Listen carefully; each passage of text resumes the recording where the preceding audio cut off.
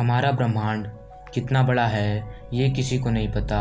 बस साइंटिस्ट की अलग अलग थ्योरी हैं कि हमारा यूनिवर्स इतना बड़ा हो सकता है, लेकिन इस यूनिवर्स की रियलिटी का किसी को पता नहीं है। और साइंटिस्ट ने ये भी क्लेम किया है कि यूनिवर्स चारों ओर से बहुत तेज़ी से फैल रहा है। ये यूनिवर्स हर एक सेकेंड साइज में बढ़ता जा रहा है।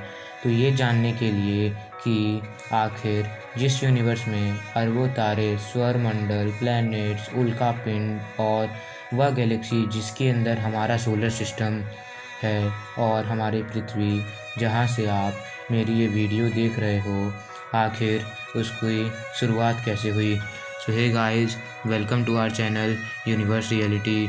आज हम जानेंगे कि ब्रह्मांड की शुरुआत कैसे हुई और बिग बैंग क्या है। उस समय जब हमारा यूनिवर्स और सब कुछ एक एटम से भी छोटे से गोले में था, उस समय उस गोले में हमारा पूरा ब्रह्मांड समाया हुआ था और उस ब्रह्मांड में क्या क्या घटेगा ये सब उसके अंदर मौजूद था।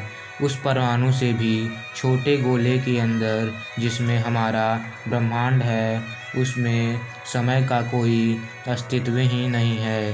पर अब यूनिवर्स और हमारी दुनिया जिसके बारे में आप जानते हैं, उसका निर्माण होने वाला है। किसी कारण से अचानक एटम से भी छोटा गोला जिसमें हमारा ब्रह्मांड बसा था, अचानक एक्सप्लोड हो गया और वह हमारा ब्रह्मांड अपने अस्तित्व में आया। यह बहुत तेज़ी से फैला और ऊर्जा के रूप में चारों तरफ फैल गया और अरबों सालों बाद ये ऊर्जा ठंडी हुई तो वहाँ इसी समय स्पेस का जन्म हुआ और इसी ऊर्जा से मैटर का फॉर्मेशन हुआ।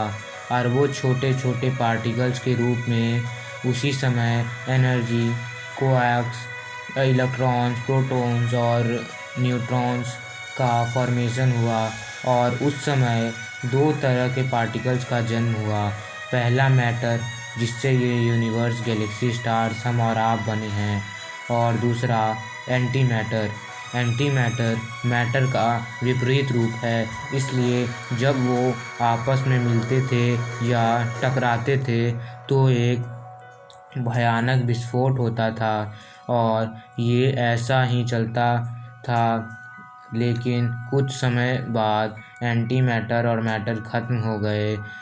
मैटर की एंटी मैटर से संख्या ज़्यादा होने के कारण मात्र एक मैटर बच गया, जो कि परमाणु से भी छोटा था, जिसे हम अब एटम भी कहते हैं। और कुछ समय के बाद अचानक से वो ब्लास्ट हुआ और जब वह ब्लास्ट हुआ तो अंतरिक्ष का निर्माण हुआ और इस अंतरिक्ष के निर्माण के बाद निर्माण हुआ तारों का, नेबुलाज का और अन्य गैस क्लाउड्स का। इसके बाद धीरे धीरे गैलेक्सीज बनना शुरू हुए और उसके बाद बना हमारा सोलर सिस्टम, हमारा सूरज और पृथ्वी और अन्य ग्रह। सो फ्रेंड्स, यही हमारे इस यूनिवर्स के जन्म की कहानी। सो फ्रेंड्स, आज के लिए बस इतना ही। अब मिलते हैं अपने अगले वीडियो में। तब तक के लिए जय हिंद।